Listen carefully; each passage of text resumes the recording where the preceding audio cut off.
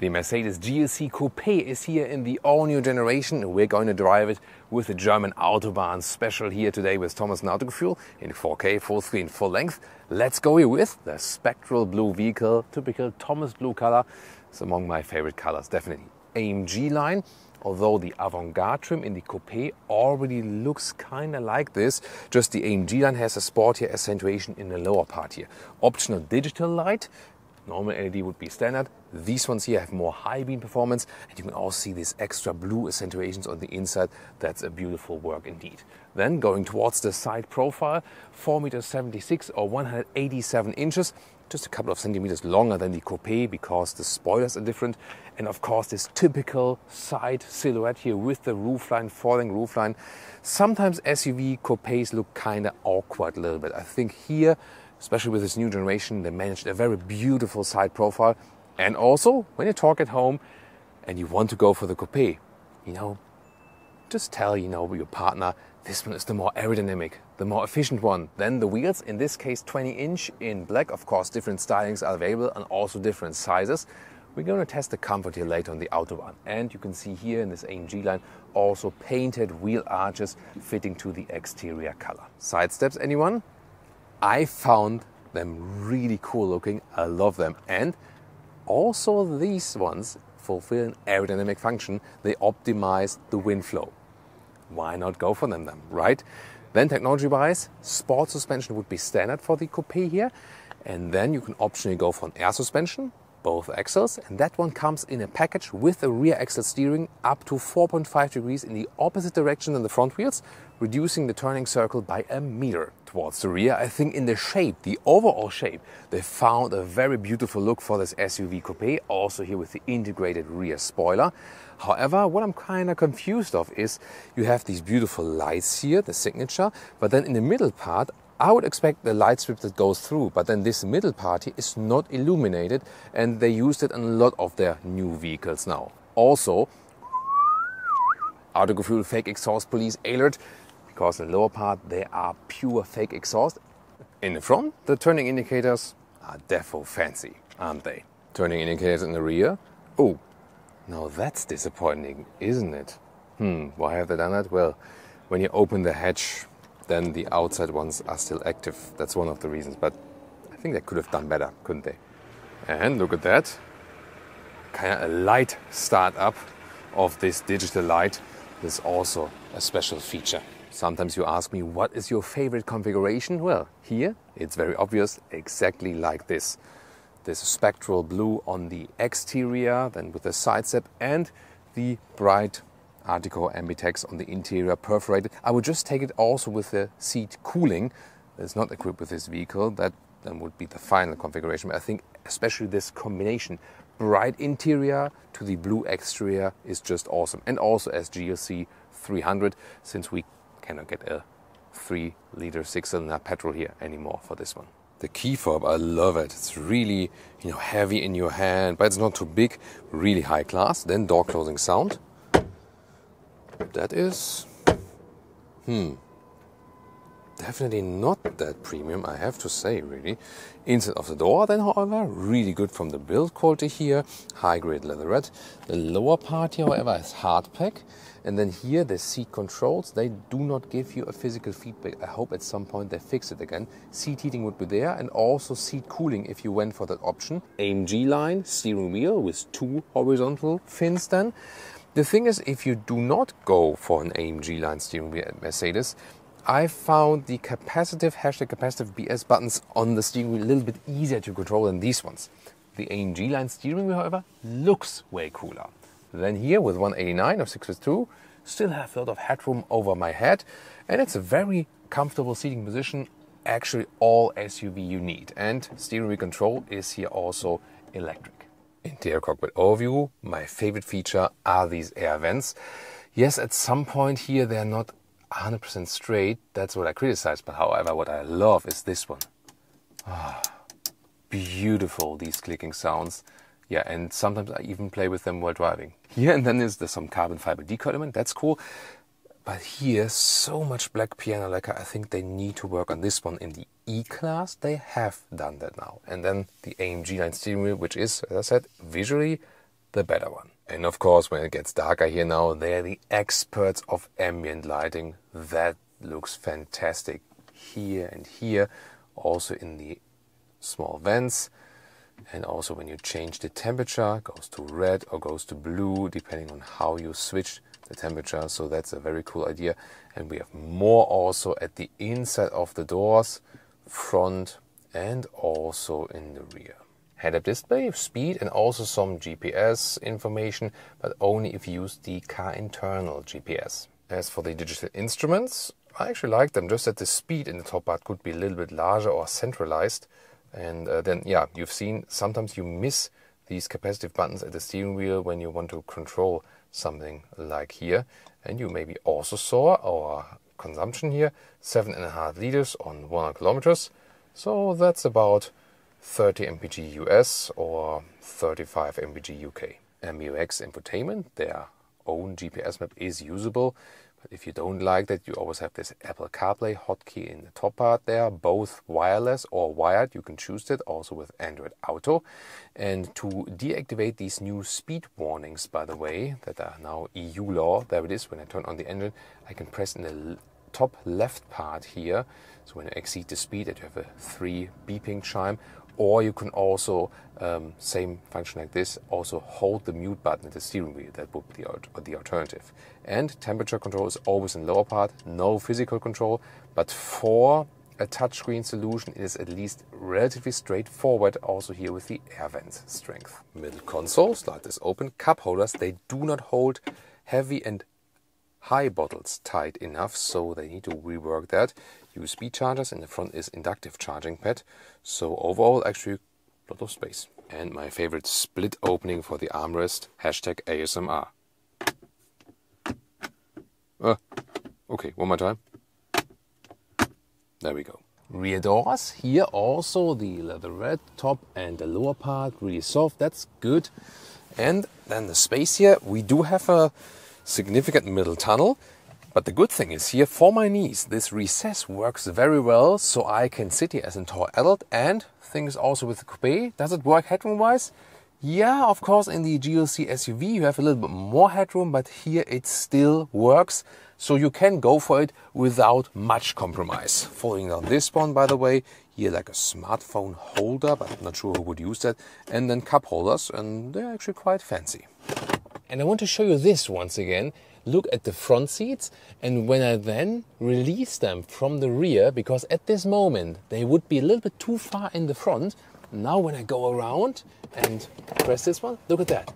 They go forward automatically, that we have this folding mechanism fully, and then they can also be moved back because the head restraints they are then a little bit lower than this recess. And then also when I push them back again, you can see here, they automatically go back again.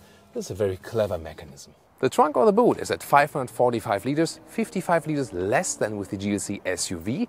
However, you have this easy access here, like an estate. More than 1 meter or 40 inches in width, that's awesome. And also the length is 1 meter or 40 inches, so very well usable indeed. And also look at that here. You can easily fold down the seats just like this. This is actually a perfect mechanism. I can just applaud them for that. Under the hood, 2-liter 4-cylinder petrol and diesel, and also plug-in hybrids, both for petrol and diesel, with significant pure electric range, like realistic 80 kilometers or 50 miles. Here, this one, however, pure petrol engine, GLC 300 is the main engine, so to speak. In the US, also available as rear-wheel drive, or then all-wheel drive. This is also the all-wheel drive version here. And then it comes with 255 horsepower in the US or 258 horsepower here in Germany. 3 horsepower, really? Why the difference? Yeah, it's always about the different regulations for the emissions and so on. And acceleration figure is 6.2 seconds. When you have the all-wheel drive version here for a GLC, interesting, always a rear-wheel bias, 30% front, 70% distribution to the rear. It's Thomas's driving lounge on the German Autobahn, and let's start here in the sport mode, GL3 300, and let's accelerate it out. Let's go.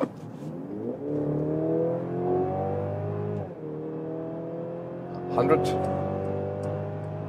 120. So that was like 50 to 120. Pretty quick enough, definitely. acceleration figure 0 to 100 or 62 miles an hour is just around 6 seconds, 6.2 seconds. So I think this is also the sweet spot engine, so to speak. Yes, still a 2-liter 4-cylinder, but they don't offer the 6-cylinder petrol engine for this one here anymore. So this one here will be worldwide also the most important engine. You don't have this 6-cylinder growling, but power-wise, definitely this is enough. Here it's also equipped with the air suspension in this case, together with the rear axle steering. When we're driving faster here now, then you don't feel the rear axle steering because it's steering the rear axle in a parallel direction at lower speeds. It is a difference actually. I'm soon going to talk about that, or when we drive a little bit slower. First of all, here driving faster, noise insulation, you also get an extra noise insulation package, either with a high trim or as an extra. And here, it's really very good. So it is a high-build SUV, and yes, if you compare a sedan then with the same technology, it will be less noisy, so you just stand more against the wind. But considering it's here this mid-size SUV or compact SUV for the US taste, I think it's very good noise insulation, as we know from Mercedes in general. And also in the sport mode, this air suspension here gets a little bit stiffer, so gives me more control over the vehicle.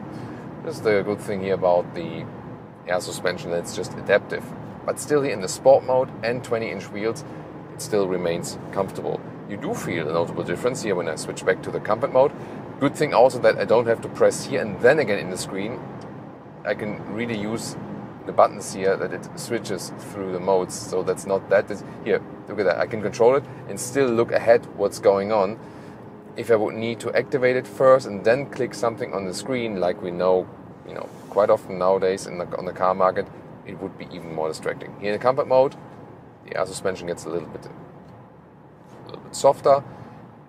If you want the softest ride, you would go for smaller wheels. Here with the 20-inch wheels, you feel that you carry large wheels. That adds some sportiness, but takes away a little bit of the comfort.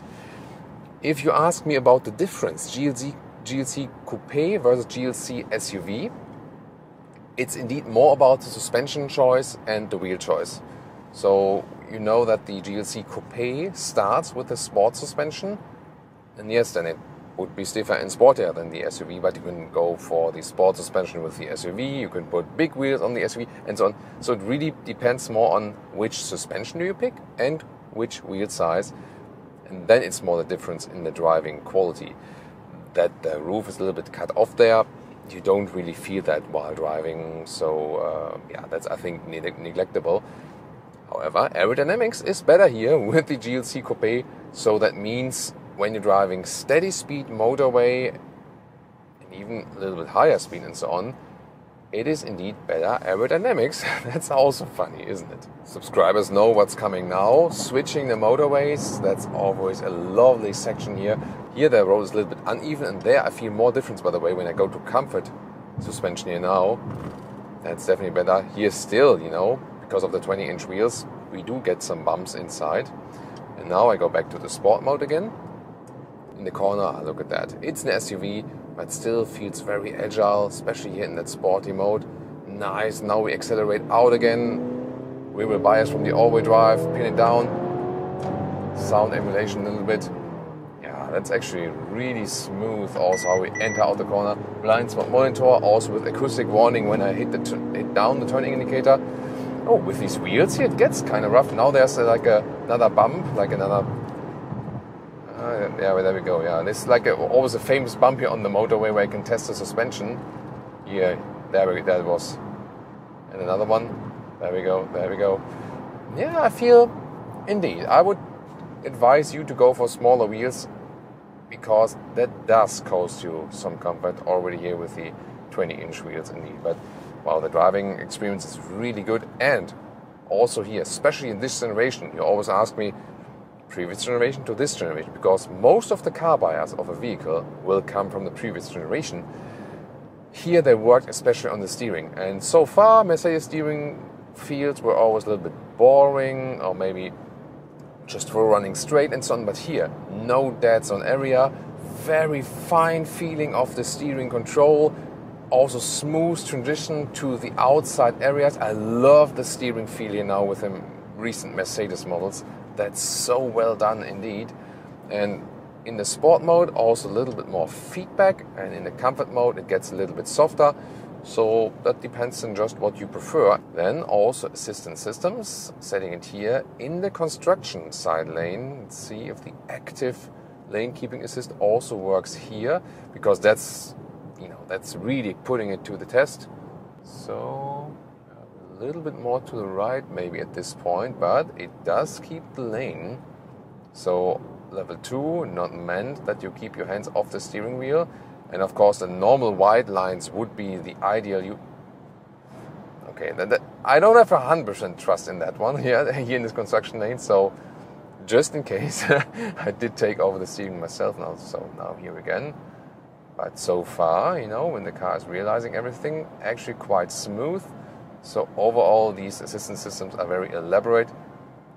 Also, I've heard the blind spot monitor, but never trust in it 100% yet. So maybe at some point we'll get to the point, but not yet so far.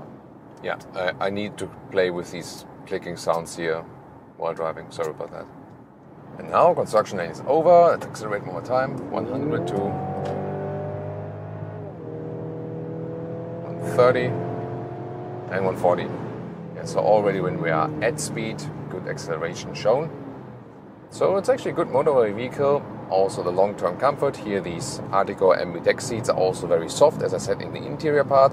And you can also get them with the cooling option. I think I would go for that one when I'm living in a hot state, or where when you live somewhere where you have really hot summers and so on. And also still very flexible. You can always go back to the comfort mode and have it a little bit more relaxed. So yes, the only thing I could find is I would go not for the biggest wheels. So maybe have like 19-inch as a design compromise or something. Or maybe even 18-inch if you want the best comfort. But other than that, also very good in the driving part here overall. Hey, we can drive even faster here. Let's see, German Autobahn, really the top speed. 170, still okay from the wind noise, 180 kilometers an hour. There's the next limit, have to go down. So high speed test, also how calm and collected the car is in here in the lane change and so on. Let's do one more at 120, a little bit quicker one here in sport mode. You see here, it doesn't shake up at all. Doesn't really feel negative in an SUV way at all. And now let's do one more time in comfort mode, a quick lane change. Let's see. I've seen that, it shakes up a little more, it was a little bit softer, but still you have a good controlled feeling over the vehicle. That's always the case here with the GLC. And if you're interested in a competitor, of course the BMW X4 or also the Audi Q5 Sportback.